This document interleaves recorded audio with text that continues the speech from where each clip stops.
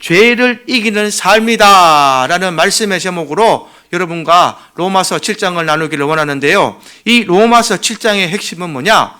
내가 예수님의 십자가를 믿고 마음으로 이렇게 하나님을 잘 믿고 따라가겠다고 결단한 사람도 왜 내가 자꾸 죄를 짓게 되는가 하는 얘기를 하고 있어요. 내가 하나님을 믿고 예수 그리스도를 말미암아 의로운 자가 되었고 복음을 받아들이고 구원을 받고 의로운 삶을 살아야 되는데 우리가 죄를 안 짓고 살진 않죠. 여기 계신 저와 여러분들은 지금도 끊임없이 죄를 짓고 있습니다. 그래서 왜 죄를 짓고 살까? 한번 고민해 보신 적 있습니까? 오늘 그 해답을 제가 알려드리겠으니 이것만 알면 죄를 이길 수 있어요. 이것을 실천하지 않으시니까 자꾸 죄에 넘어지고 죄로 돌아가는 겁니다. 오늘 반드시 이것을 깨달으셔서 다가오는 명절에 이것을 실천하셔서 가족들에게 빛을 발하는 여러분 되기를 주님의 이름으로 축복합니다. 자, 우리가 예수를 믿고 구원받았음에 불구하고 여전히 죄를 짓는 것은요, 내 속에 원래 있던 이 죄성이라고 합니다. 죄성. 죄를 짓게 하는 이 본성이 남아있다는 거예요. 죄를 짓게 하는 본성이 남아있다는 거예요. 그래서 이것이 왜 나를 죄를 짓게 하는가? 그리고 또 다른 내용은 뭐냐면 하나님께서 주신 율법이 어떤 역할을 하는가? 이 두 가지 주제를 지금 초반에 7장에 다루고 있습니다. 그래서 로마서 7장은요, 예수 믿는 사람들에게는 굉장히 중요한 내용입니다. 이것이 정리가 되어야만 바른 신앙생활을 할 수가 있는 거예요. 이것이 정리가 안 되면 자꾸 내 모습은 예전의 내 모습, 주일날만 교회 다니는 크리스찬이 되고 맙니다. 그러나 크리스찬을 하나님께서 원하는 것이 아니라 하나님께서는 거듭난 하나님의 백성을 원하시고 계신다라는 것을 기억하시기 바랍니다. 이 율법의 기능을 먼저 설명하는데요, 하나님께서 하나님 나라의 법으로 율법을 우리에게 주셨죠. 유대인들에게 처음에 율법을 주셨습니다. 그런데 이 유대인들은 처음에 이 율법 자체가 우리를 구원시켜 주시는 거라고 착각을 하게 된 거예요. 율법을 잘 지켜야만 구원받는 것이다 라는 행위로 구원받는 것으로 유대인들은 착각을 하게 된 겁니다. 그래서 율법을 통하여서 뭘 했느냐? 제사제도나 정결제도나 이 할례를 강조하면서 율법을 지키지 않으면 너희에게는 구원이 없다라는 내용으로 계속 초대교회 때 그렇게 얘기를 한 겁니다. 그러나 이 사람들도 자신들은 그 율법을 다 지키지 못했습니다. 유대인들은 정작 너희들은 율법을 지켜야 된다 말하면서도 본인들도 지키지 못하기 때문에 어떤 삶을 사느냐? 외식하는 삶을 살게 되는 것이에요. 외식적인 신앙생활. 그래서 겉으로만 지키는 척 하다가 잘못된 신앙으로 변질된 것이 유대인들의 신앙이 됩니다. 그래서 이런 모습을 어떻게 표현하느냐? 성경에서는 율법에 매여 사는 삶이라는 표현을 했습니다. 율법에만 매여 사는 삶. 다시 말하면 율법에 끌려다니는 인생으로 살다 보니 우리는 하나님의 구원을 알지 못하고 예수 그리스도의 십자가를 알지 못하고 끝까지 유대인들은 사람들을 정죄하는 삶으로 사라지게 되었다는 것입니다. 그 얘기를 하면서 바울이 지금 7장에 와서 이 설명을 하는 거예요.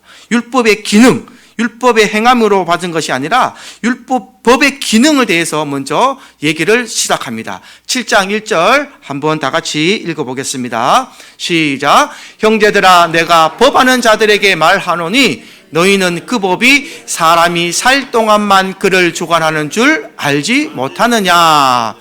법 아는 자들에게 누구냐면 이게 유대인들을 향한 말이죠. 유대인들은 법을 아니까 너희가 그 법이 사람이 살 동안만 그를 주관하는 줄 알지 못하느냐라고 말하면서 2절에 결혼에 대한 법으로 이 얘기를 이어갑니다. 2절요.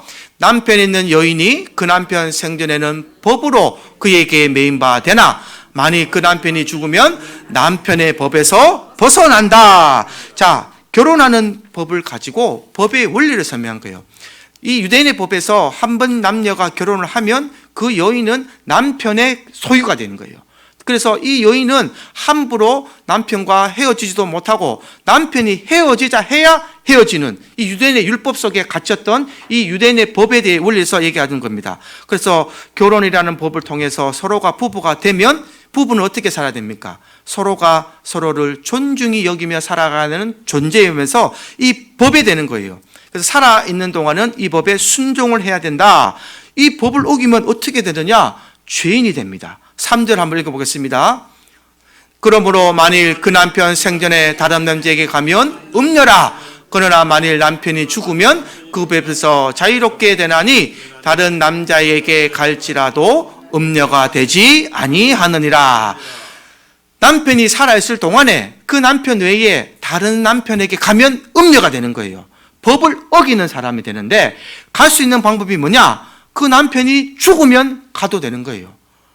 근데 그거를 설명하는 것이 아니라 지금 이 율법 가지고 이 원리를 가지고 무슨 설명을 하냐면요, 4절을 읽어보셔야 됩니다. 4절 한번 읽어봅니다. 시작. 그러므로 내 형제들아 너희도 그리스도의 몸으로 말미암아 율법에 대하여 죽임을 당하였으니 이는 다르니 곧 죽은 자 가운데서 살아나신 이에게 가서 우리 하나님을 위하여 열매를 맺게 하려 함이라. 아멘. 여러분 이 말이 좀 어렵죠? 제가 다시 한번 읽어드리겠습니다. 그러므로 내 형제들아 너희들 성도들아 너희 그리스도의 몸으로 십자가로 말미암아 율법에 대하여 죽임을 당하였으니 자유로워졌으니, 예수님이 십자가에 못 박히심으로 인해서 너희가 자유로워졌다는 거예요.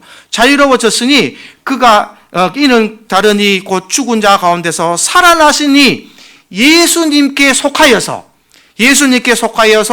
가서 우리 하나님을 위하여 열매를 맺게 하려 함이라. 새 생명의 삶을 살게 하려 함이라. 이렇게 쓰게 되는 거예요. 그래서 우리가 이 말씀을 잘 보면요, 예수를 믿고 속죄함을 받았다면 이 율법에 대해서는 어떤 사람이 되어야 된다? 죽은 자와 같다는 거예요. 죽은 자와 같다. 그래서 자유로워졌다는 것입니다.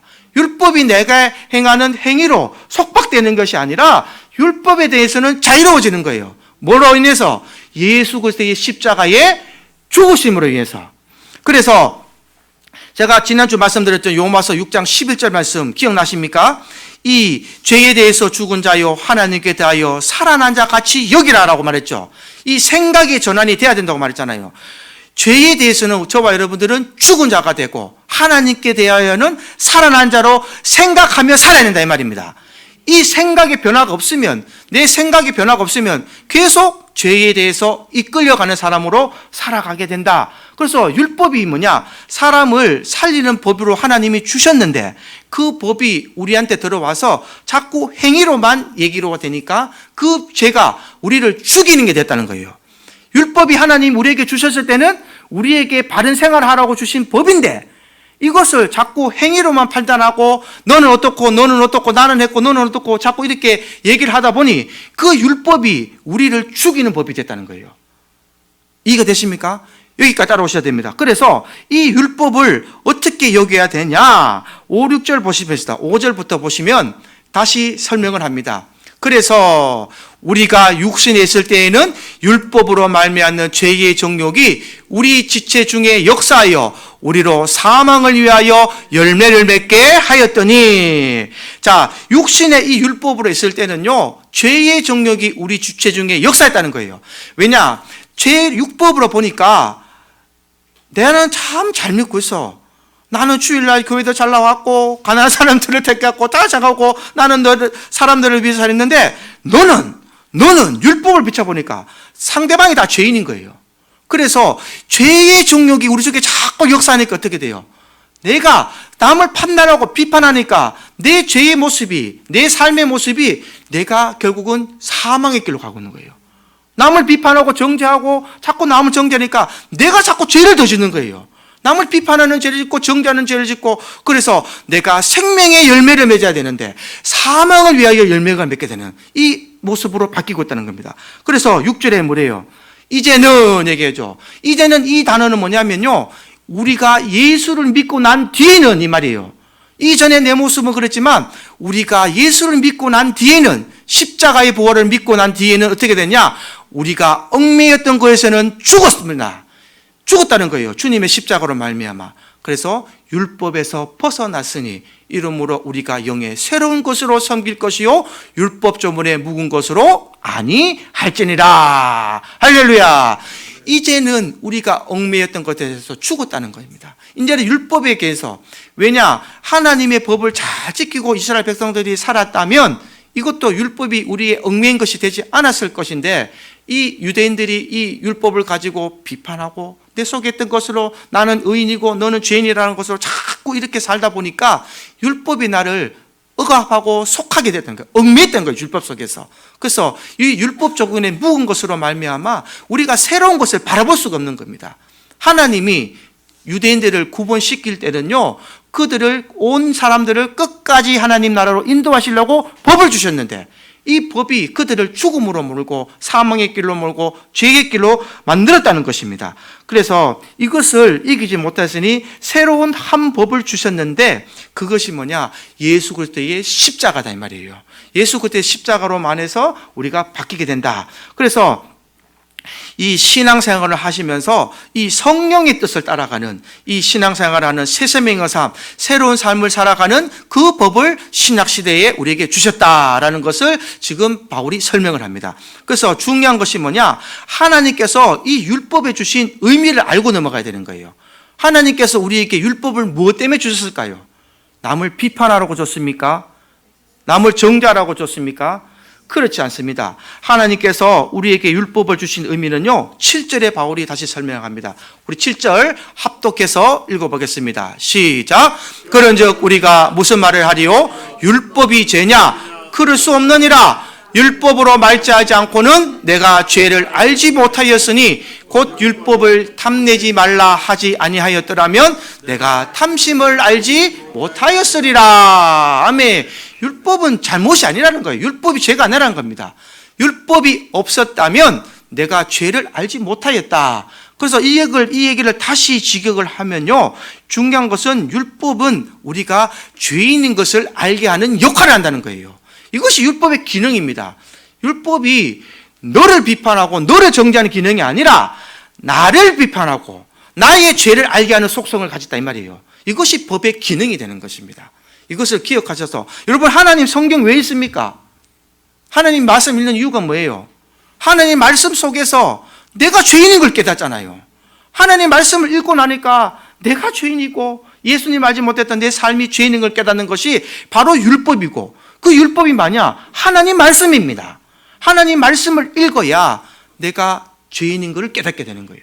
자, 세상 사람들은 죄인인 걸 알까요, 모를까요? 세상 사람들은 죄인인 줄 모릅니다. 속이고 살면 그만이고, 내가 잘 되면 그만이고, 좋은 집, 부와 명예를 누리고 내가 잘 되면 그만인 거예요. 내가 잘 먹고 내 자손자도 다 잘 살면 그들은 성공했다라는 표현을 씁니다.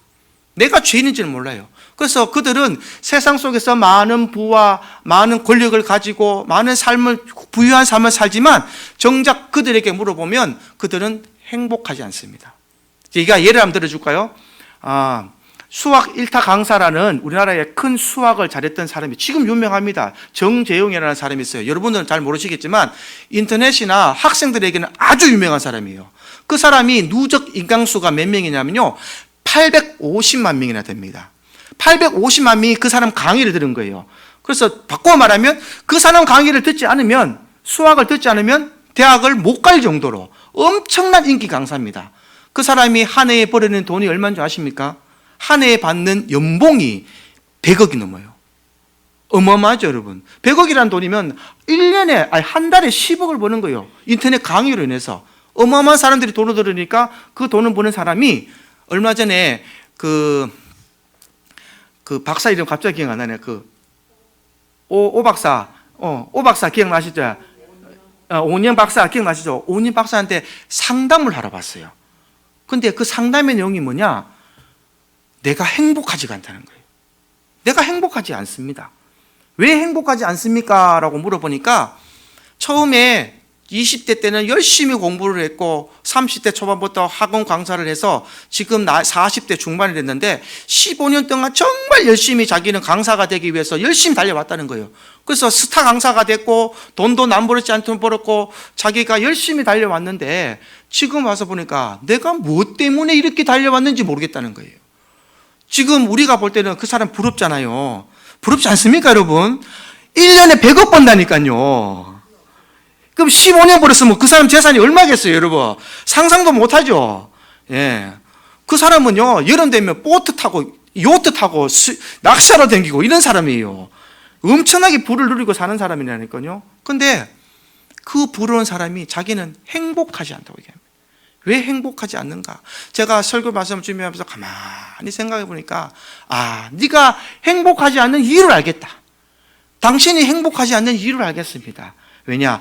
네 마음에 예수가 없기 때문에 행복하지 않다. 예수가 없으면요, 여러분, 수천억이 있어도 행복하지 않습니다. 정주영 회장과 평생 동안 일마다 갔어요. 여러분, 이건희 회장 부럽습니까? 평생 동안 일마다 간 사람이에요, 그 사람은. 돈이 수십조가 있어도 그 사람은 끊임없이 그 자리를 지키기 위해서 새벽 4시에 일어나서 아침 밥 먹고 출근하고 자기를 위해서 뭘 했는가 한번 보세요. 행복하지 않는 겁니다. 우리는 지금 이 자리가 우리에게 하나님이 여유를 주셔서 평안을 주셔서 일주일 하루는 쉼을 얻고 우리 몸에 건강을 얻고 내게 100억의 재산이 없어도 하루 세끼 밥 먹을 거 있고 또 고기만 먹을 수 있고 이 삶이 얼마나 행복한지 모릅니다. 왜냐? 저와 여러분들 마음속에는 예수가 있는 것을 기뻐하시기 바랍니다. 주님이 있는 것이 바로 행복이 되는 겁니다. 주님이 없다면 우리의 삶은요, 비참한 삶이 되는 거예요. 100억을 벌면서 살아도 행복하지 못하고 뭘 해도 기쁘지 않은 거예요. 최고의 자리에 올라섰는데도 그것이 기쁘지 않다는 겁니다.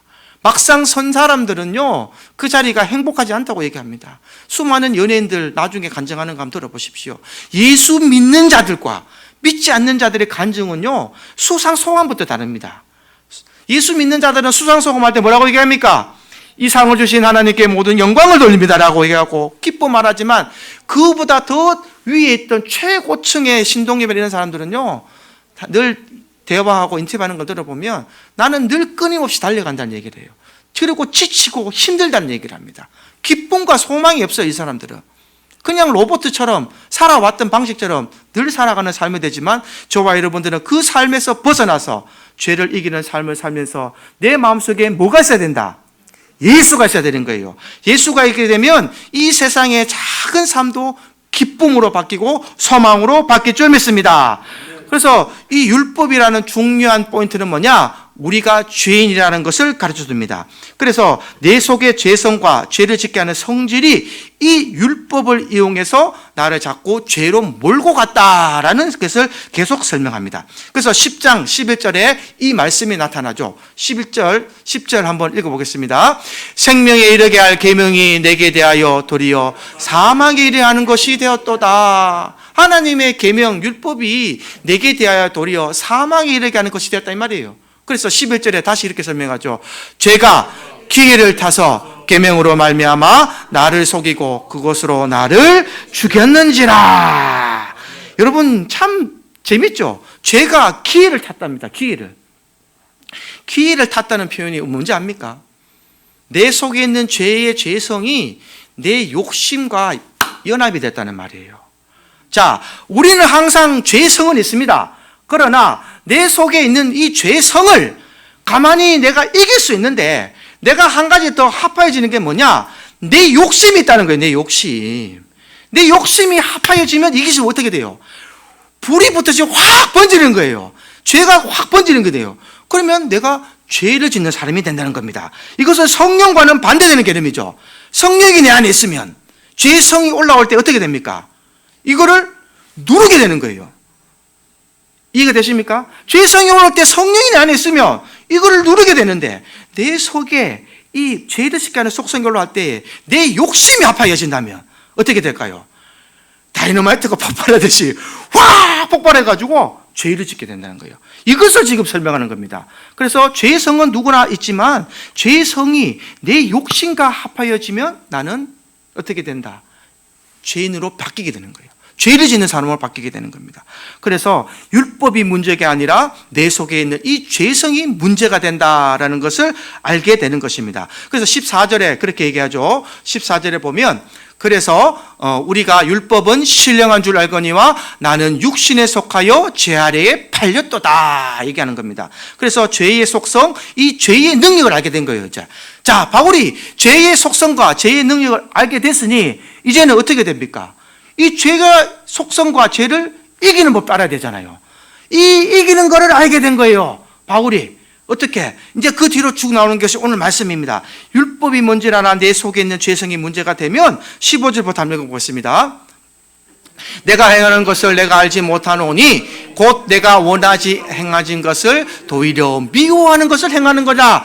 자, 내가 행하는 것을 내가 알지 못하는 거예요. 그러나 내가 원하는 것은 행하지 아니하고 도리어 미워하는 것을 행하는 것은 내 죄의 속성이 있고 내 죄의 속성과 욕심이 합하여지니 내 속에서는 예수를 믿고 부활을 받고 나는 그리스도인이 됐는데 내 죄의 속성은 어떻게 돼요? 욕심과 합해지니 내가 원하지 않는 것을 자꾸 행하게 되는 내 모습을 발견하게 된다 이 말이에요. 그래서 16절에 읽어보겠습니다. 만일 내가 원하지 아니하는 그것을 행하면 내가 이로써 율법이 선한 것을 시인한다. 율법을 통해서 내가 그것을 깨닫는 거예요. 시인하게 된다. 그래서 17절에 이제는 그것을 행하는 자가 내가 아니요 내 속에 거하는 죄니라. 죄가 이것을 행하게 한다는 것입니다. 그래서 바울이 깨달은 것은 이겁니다. 율법이 통해 죄가 있다는 것을 알게 되었지만 율법대로 살지 못하는 죄성이 있다는 것을 알게 된 거예요. 내가 하나님의 법이 잘못된 것이 아니라 그 법대로 살지 못하는 저와 여러분이 잘못된 거예요. 그 죄성이 있다는 것을 깨달아냅니다. 그런데 이 죄성을요 저와 여러분의 힘으로는 해결할 수가 있다 없다? 없습니다. 없습니다. 그래서 무엇이 나오느냐? 우리 인간의 한계예요, 그게. 그래서 이 인간의 힘으로는 우리가 이것을 이길 수가 없다. 자, 지금도 똑같습니다. 조금도 여러분들, 저와 여러분들이 이렇게 거룩하게 앉아있죠? 그러나 누가 카톡으로 와서 네 빨리 나오면 금덩어리 하나 줄게. 몇 억 줄게. 그러면 그 욕심이 생길까 안 생길까요? 욕심 생깁니다. 거짓말 하지 마세요. 그 욕심 다 생깁니다. 그리고 자, 맛있는 것을 보고 있으면은 내가 먼저 먹고 싶어요? 남을 먼저 주고 싶을까요? 내가 먼저 먹고 싶죠. 맛있는 거 보고 좋은 거 보면 내가 먹고 싶고. 또 한 예를 들겠습니다. 내가 미운 사람에게 사랑이 갈까요? 미움이 갈까요? 내가 미운 사람은요 아무리 그 사람이 내 사랑을 줘도 나는 그 사람 미워. 밉습니다. 왜냐? 내가 그 사람 믿기 때문에. 이게 내 속에 있는 죄성이 있다는 거예요. 그런데 이것이 내 마음속에 막 올라오고 화나고 내가 만나면 막 화가 나고 성질 나고 하는 사람 있잖아요. 미운 사람 있잖아요. 사랑이 안 나가잖아요. 이게 우리의 죄성인데 내가 내 스스로 이것을 누를 수 있습니까? 없습니까? 못 누립니다. 내가 가장 사랑하는 신랑도 애먹이면 확 올라오는데 안 그렇습니까? 내가 가장 사랑하는 내 자녀도 말 안 들으면 제가 확 올라와요, 저도. 안 그렇습니까? 저 쪼매난 것들도 죄성이 있다니까요. 저 쪼만한 것들도 거짓말을 해요. 저 쪼만한 것들도 말도 안 들어. 또 말도 얼마나 안 듣는지. 내가 어떡하면 매를 든다니까요, 매를. 3번 말해도 안 듣습니다. 3번까지 말하면요, 저는 여자애는 안 해봐서 모르겠지만, 남자애들은 또 특히 그렇답니다. 남자애들 특히 그렇대요. 3번 말해도요, 틀은 척도 안 해요, 이마들은. 들은 척도 안 해요. 장난감 치워놓게도 나는 분명히 얘기를 하는데도 들은 척도 안 해요. 내가 매를 들고 와야 되겠다고 딱 움직이면 그때 몸을 안 움직이고 이렇게 하다가 매를 딱 들면은 그때 움직여요. 야, 내 자식이라도 참 확 올라옵니다. 그게 우리 죄성이에요. 쟤들도 죄성이 있고. 근데 이거를 이길 수 있는 게 뭐냐? 이 내 속에서 올라오는 이게 뭐냐? 이것이 바로 죄성이라는 거예요. 바꾸게 말하면 마귀의 인격입니다. 마귀의 인격. 마귀의 인격. 마귀는 뭡니까? 거역하고 불순종하고 시기하고 미워하고 이 마귀잖아요. 그런데 이 모습이 나타날 때에 우리는 내가 이것을 누르게 할 수 있는 게 있다는 거예요. 그래서 21절 한번 보세요. 21절 탄식하면서 얘기합니다. 그러므로 내가 한 법을 깨달았노니 곧 선을 행하기 원하는 나에게 악이 함께 있는 것이다. 여러분, 이게 인간의 본성이다 이 말이에요. 인간의 본성. 제가 말했던 이 죄성이 저와 누구분 다 있는 거예요. 내가 선을 행하기를 원하지만 나에게 악을 함께 있다는 겁니다. 인간의 본성입니다. 그래서 22절 설명합니다. 내 속사람으로는 하나님의 법을 즐거워하되. 저와 여러분들이 예수를 믿고 성령을 받았는데 여러분들 마음속에는 다 있는 거예요. 속으로는 하나님 법을 즐거워하고 하나님 뜻대로 살고 싶고 하나님의 그 빚은 그릇대로 살고 싶고 선하게 살고 싶은 것은 똑같은 겁니다. 그러나 23절 한번 읽어보세요. 내 지체 속에서 또 다른 한 법이 내 마음의 법과 싸워 내 지체 속에 있는 죄의 법으로 나를 사로잡는 것을 보는도다. 내 마음속의 법과 싸워서 내 지체 속에 있는 죄의 법으로 나를 사로잡는 것을 보는 거예요. 그래서 24절 읽어보세요. 오호라 나는 공고한 사람이로다. 이 사망의 몸에서 누가 나를 건져내랴. 바울이 말합니다. 누가 이 사망의 몸에서 나를 건져내는 거냐 이 말이에요. 그런데 바울이 깨닫고 나니까 기가 막힌 것을 굉장히 25절부터 설명합니다. 여러분 25절부터 8장 1절 2절은요 연결해서 읽어보셔야 돼요. 그래서 예수 믿는 사람들은 이 고민을, 일단 중요한 것은 뭐냐, 이 고민은 예수를 믿는 사람들만 하는 고민이에요. 이해가 되십니까? 우리만 고민하는 거예요. 왜? 하나님 법을 알았고 성령이 내 안에 왔는데 나 바르게 살아야 되는데 나 왜 이렇게 죄 지었지?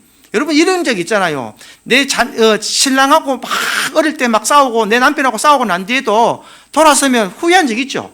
후회한 적 있잖아요. 내가 좀 참을걸.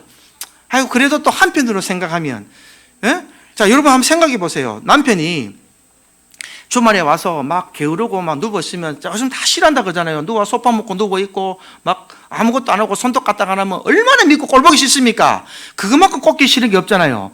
근데 또 다른 편 한번 생각해 보셨습니까? 저 남편이 일주일 동안 열심히 일을 해서 나한테 돈을 부다 주지.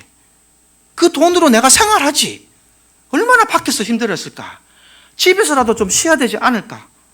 여러분 이런 생각 안 하시죠? 남자는 저는 안 합니다. 여자는 안 하시죠? 여자는 그래도 들어오면은 아이고 쉬는 때 와서 좀 나들 도와주고 하면 좋겠지라고 생각하지만 또 다른 생각 한 번 더 밀러서면요 이 생각 하셔야 돼요. 왜냐? 부인도 남편을 생각하고 남편도 부인을 생각하는, 이게 하나님 안에서의 올바른 부부의 생활입니다. 남편이 여자를 억누르는 것도 아니고 그렇다고 부인이 남편을 쥐박는 것도 아니고 서로 협력하여 서누고 가정생활 잘하는 것은 하나님의 법이에요. 세상 사람들이 그렇게 얘기하지 성경은 절대 둘이 한 몸이라고 얘기하지 둘이 싸우지 말라고 얘기합니다. 한 발짝만 물러서면요 그 부분은 엄청 금시초문됩니다. 그래서 예수를 믿는 사람들은 이런 고민을 하는 거예요. 내 속에 있는 죄성이 왜 내게 이렇게 어렵게 살게 할까? 이 고민을 한다는 겁니다. 그래서 이 거듭난 영혼은요 하나님의 법을 따르려고 애를 쓰지만 내 속에 있는 이 죄의 법이 자꾸 불순종하게 하고 죄를 따르게 하고 나를 사로잡아 가게 한다라고 지금 표현합니다. 그럴 때 우리는 절망하지 말고 어떻게 해야 되냐? 우리는 죄성은 스스로 해결할 수 없지만 뭘 해야 되느냐? 이 영적인 능력을 받아야 되는 거예요. 이 영적인 능력이 뭐냐? 성령의 법이 내 속에 들어야 되는 거예요. 성령의 법이 내 속에 들어와서 죄를 이기는 삶을 살아야 된다라고 바울이 결론을 짓습니다. 우리 25절부터 8장 1절 2절 한번 읽어보겠습니다. 시작. 우리 주 예수 그리스도로 말미암아 하나님께 감사하리로다. 그런즉 내 자신이 마음으로는 하나님의 법을 육신의 법을 그의 법을 섬기노라. 자, 그러고 나서 8장으로 이어지는 거예요. 그러므로라고 나오잖아요. 그러므로 시작. 그러므로 이제 그리스도 예수 안에 있는 자들에는 결코 정죄함이 없나니 이는 그리스도 예수 안에 있는 생명의 성령의 법이 죄와 사망의 법에서 너를 해방하였습니다. 아멘.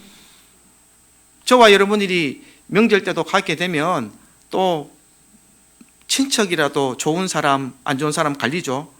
예, 제 경험상 그랬습니다. 좋은 사람, 안 좋은 사람 갈리게 돼 있어요. 근데 이것이 뭐라고요? 미워 보이는 사람은 뭐 때문에 그렇다고요? 그 사람이 나쁜 게 아니라 내 속에서 뭐가 있다고요? 죄성이 있다고요. 죄성. 그러면 이기려면 어떻게 됩니까? 성령의 법으로 그거를 꾹 누르십시오. 할렐루야. 그래서 예를 들어서 며느리가 빨리 와서 음식 좀 하고 전도 하고 해야 되는데 늦게 와가지고 따박따박 와가지고 어머니 왔습니다 하면 며느리가 이쁠까요? 미울까요? 밉죠. 야야 니 지금 시간이 몇 시고 전도 굽고 있는데 왜 이제 왔노? 이거는 죄석이고 내게 성령의 법이 있으면 어서 오너라 어서 오너라. 먼 길 와서 고맙다. 이 늙은이 보러 여기까지 와줘서 고맙다. 내가 맛있는 음식 차려줬더니 야야 밥 먹자. 이러면 며느리가 어떤 생각을 할까요? 우리 엄마, 우리 어머님 역시 교회 다닐 때만 바꿔줬네. 옛날에 저런 노인네가 아니었는데, 옛날에 저런 사람 아니었는데 교회 다니니까 달라졌다. 저 어머님 안에 뭐가 있는갑다. 이게 돼야 돼요, 여러분. 그게 아니라 우리 어머님 안에 뭐가 있는갑다.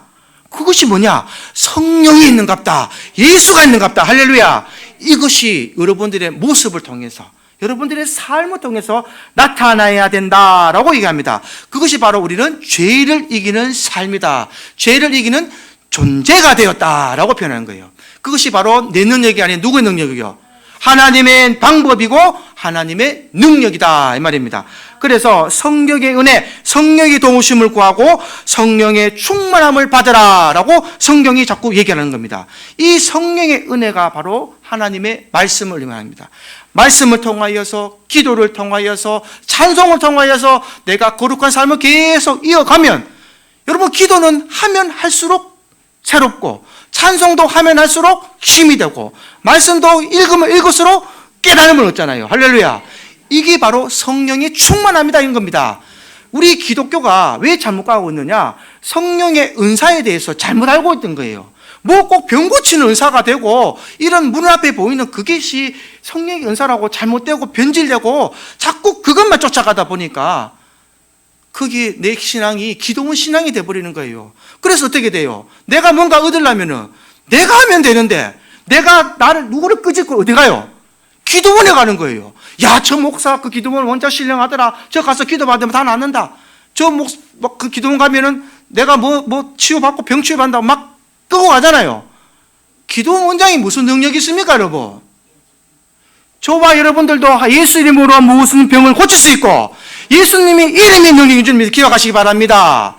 주님의 이름이 능력이에요. 여러분도 성령 받았고 나도 성령 받았으면요, 내가 기도해도 되고 여러분도 기도해도 되고 내 기도의 능력이 있는 것이 아니라 주님의 이름이 능력인 줄 기억하시기 바랍니다. 이것이 성령의 능력이에요. 그래 기도원 원장도 변질되는 거예요. 여기 봉투 올리는 사람은 내가 특별 기도해 주겠다 그런 얘기 하잖아요. 그러고 그 얘기 하잖아요. 여기 단위에 올리는 헌금은 10단위 이하로 올리지 말라고.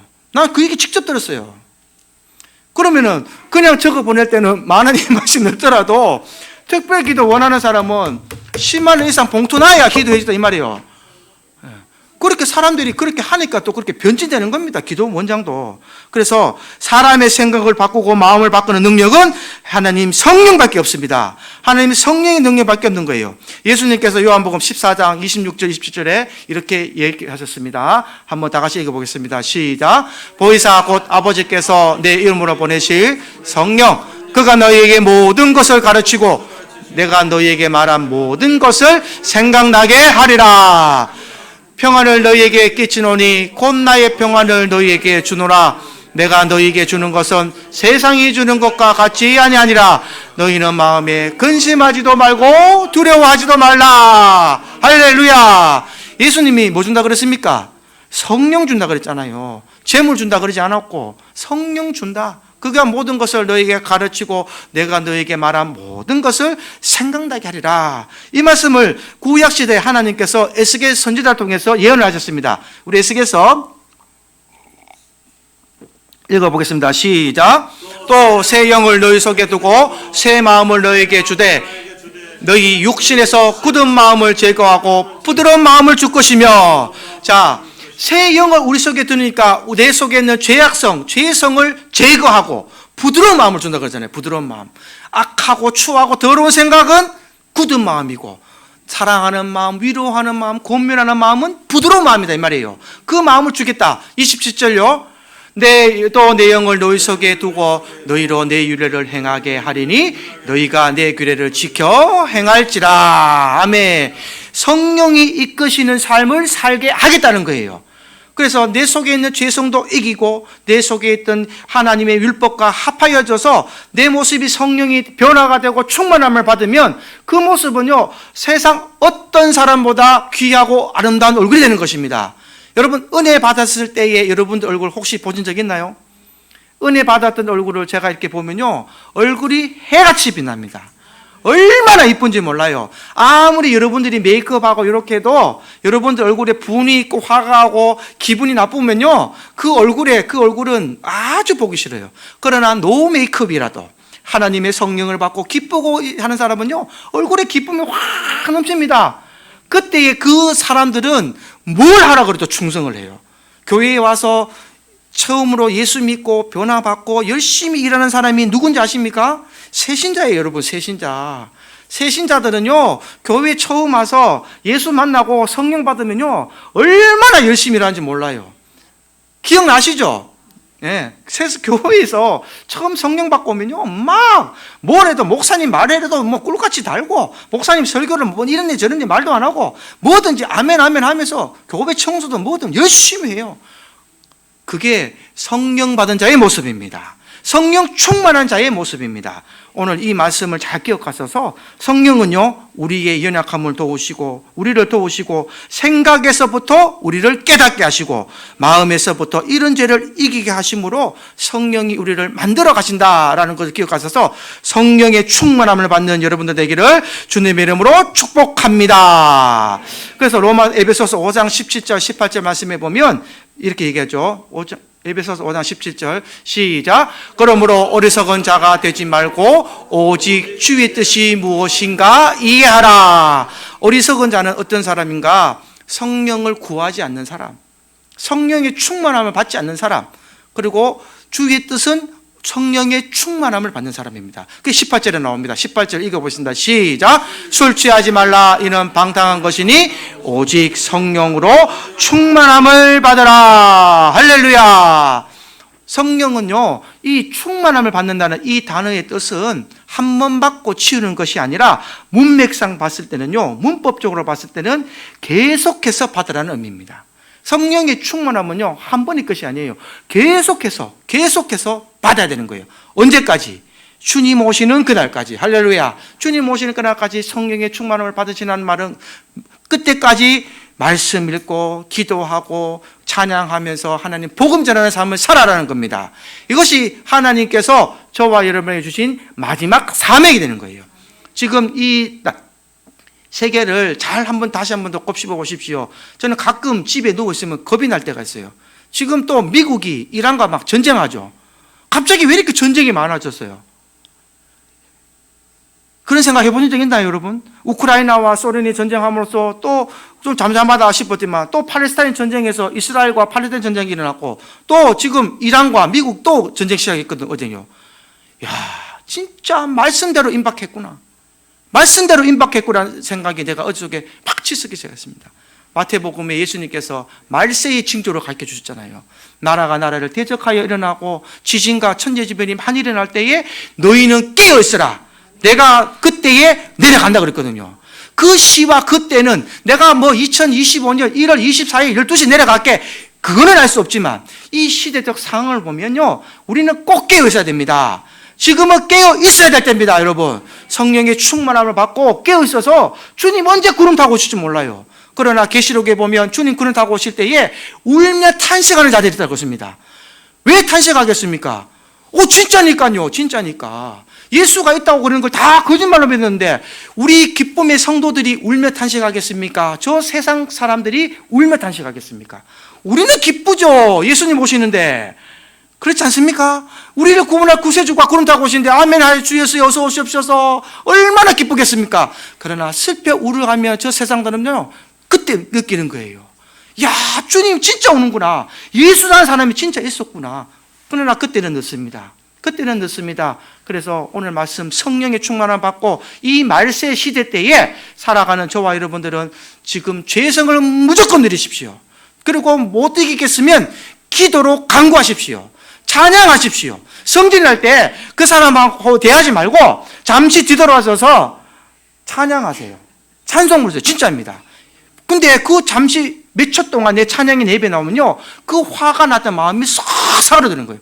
놀라운 성령의 역사를 체험하시는 여러분 되셔서 올 명절 때 오시는 모든 분들에게 주님의 사랑을 전하시고 또 내 속에 있던 성령이 그들에게 빛이 되어서 믿지 않는 자들도 내 모습을 보고 내 안에 있는 예수를 바라보고 빛을 보고 변화되고 온 가정이 하나님 나라, 하나님 기업이 되는 여러분의 가정이 될 수 있기를 주님의 이름으로 축복합니다.